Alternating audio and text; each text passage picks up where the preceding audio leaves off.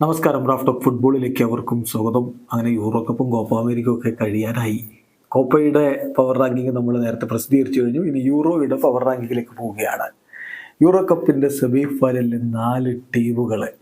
So അതിൽ ആർക്കാണ് ഏറ്റവും അധികം കിരീട സാധ്യത? ഇപ്പോൾ സ്പെയിൻ വേഴ്സസ് ഫ്രാൻസ് ആണ് ഒരു സെമി ഫൈനലെങ്കിൽ, നെതർലൻഡ്സ് വേഴ്സസ് ഇംഗ്ലണ്ട് ആണ് അടുത്ത സെമി ഫൈനൽ. ആദ്യ സെമി ഫൈനൽ മത്സരം ജൂലൈ 9 രാത്രി 12:30 ഇന്ത്യൻ സമയം പറയുമ്പോൾ, July 10 12:30 AM Spain versus France. Then July 10 Netherlands versus England. അത് ഇന്ത്യൻ സമയം പറയുമ്പോൾ ജൂലൈ 11 പുലർച്ചെ 12:30 ആ കളി നടക്കുക. ഏതായാലും ഈ കളികളിലേക്ക് വരുമ്പോൾ ആര് ജയിക്കുമെന്നുള്ളത് നമുക്ക് പ്രവചിക്കാൻ പറ്റാത്ത സ്ഥിതിവിശേഷമാണല്ലോ. ഒറ്റ ഓപ്പൺ പ്ലേയിൽ നിന്ന് ഒരു ഗോൾ പോലും അടിക്കാതെ ഫ്രാൻസ് സെമിയിലേക്ക് എത്തിയത് എല്ലാവർക്കും അറിയാം. ഇംഗ്ലണ്ട് നോക്കുക എങ്ങനെയാണ് മുന്നോട്ട് കാര്യം വന്നിരിക്കുന്നത്. ഇപ്പോൾ കഴിഞ്ഞ കളിയിൽ സ്വിറ്റ്സർലൻഡിൻ്റെ വീരോചിത പോരാട്ടത്തെ അവർ ഷൂട്ടൗട്ടിലാണ് മറികടക്കുന്നത്. നെതർലൻഡ്സ് തുർക്കിയുടെ പോരാട്ട വീര്യം മറികടന്നാണ് എത്തിയിട്ടുള്ളത്. അപ്പോൾ ആരെയും നമുക്ക് വില കുറച്ച് കാണാനും പറ്റില്ല എന്നുള്ളതാണ് ഇപ്പോഴത്തെ ഒരു സ്ഥിതി വിശേഷം. അപ്പോൾ നമ്മൾ ഇതിനുവേണ്ടി ഓപ്റ്റ അനലിസ്റ്റിൻ്റെ ഒരു കണക്കനുസരിച്ചുള്ള പവർ റാങ്കിങ് ആണ് എന്തായാലും അവതരിപ്പിക്കുന്നത്. ഏറ്റവും കുറഞ്ഞ കിരീട സാധ്യത ഇപ്പോൾ ഓപ്റ്റ കാണുന്നത് നെതർലൻഡ്സിനാണ്.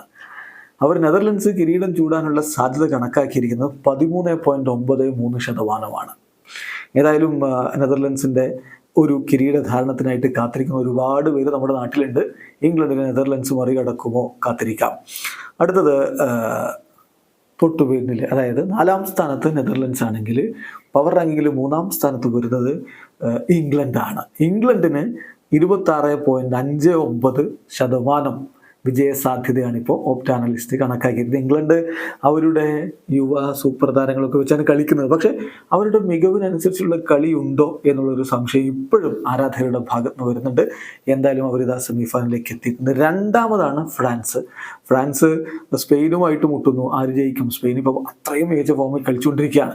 പക്ഷേ ഗോൾ ഓപ്പൺ പ്ലേയിൽ നിന്ന് വരുന്നില്ലെങ്കിലും കളി ജയിക്കാൻ ദശാംസിൻ്റെ ഫ്രാൻസിനാവുന്നുണ്ട് എന്നുള്ളതാണ് പ്രധാനപ്പെട്ട കാര്യം. അവർ ക്വാർട്ടർ ഫൈനലിൽ പരാജയപ്പെടുത്തിയത് ക്രിസ്ത്യാനോ റൊണാൾഡോയുടെ പോർച്ചുഗലിനെ ആയിരുന്നു എന്ന കാര്യം കൂടി ഓർക്കുക. 27.31% അവർക്കിപ്പോൾ വിജയ ശതമാനം ഓപ്റ്റ കൊടുക്കുന്നത്. നമ്മുടെ പവർ റാങ്കിങ്ങിൽ 1ാം സ്ഥാനത്ത് വരുന്നത് സ്പെയിനാണ്. സ്പെയിൻ അത്രയും നല്ല കളിയാണ് കളിച്ചുകൊണ്ടിരിക്കുന്നത്. എല്ലാവർക്കും അറിയാമത് കിരീടത്തിലേക്ക് പോകും എന്ന് തന്നെ ആരാധകർ കണക്കാക്കുന്നു.